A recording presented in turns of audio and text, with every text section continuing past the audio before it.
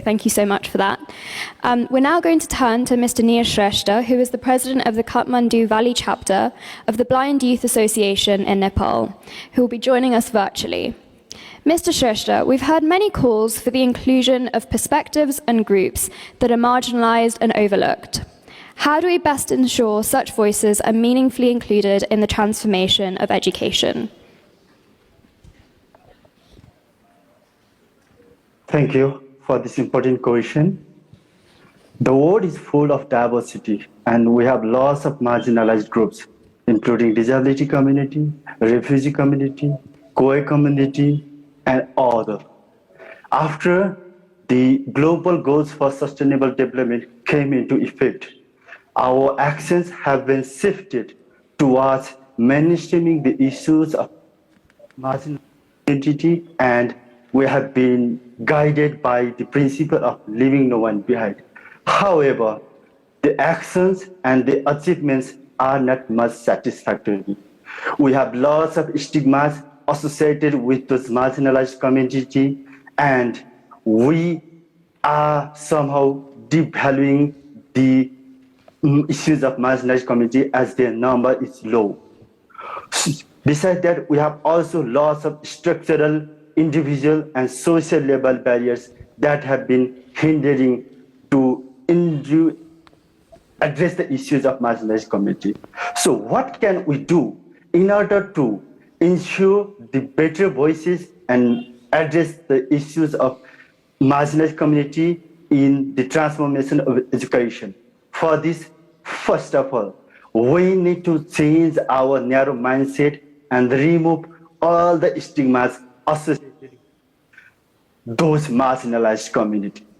Second point, we need to remove all the barriers, including attitudinal, communicational, social, environmental, and other sort of barriers, so that the marginalized community can come forward and raise their voice for the inclusive world.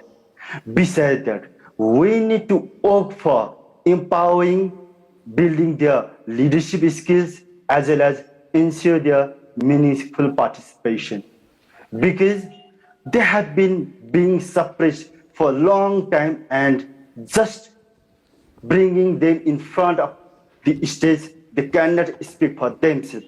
That's why we need to work for the empowerment, leadership, and we need to ensure the meaningful participation across all the processes, including planning, implementing, and follow up of all the actions that we are going to take on. Next thing is that our planning methodology should be changed.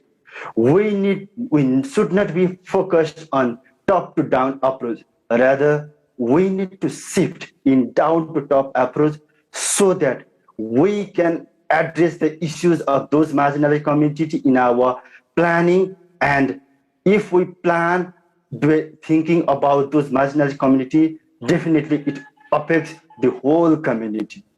And another most important thing is that we need to remember that the cost of exclusion is much more higher than the cost of inclusion. Yeah, it may take somehow better cost, somehow more cost, or we may need to go through various complex processes in order to address and ensure their voices.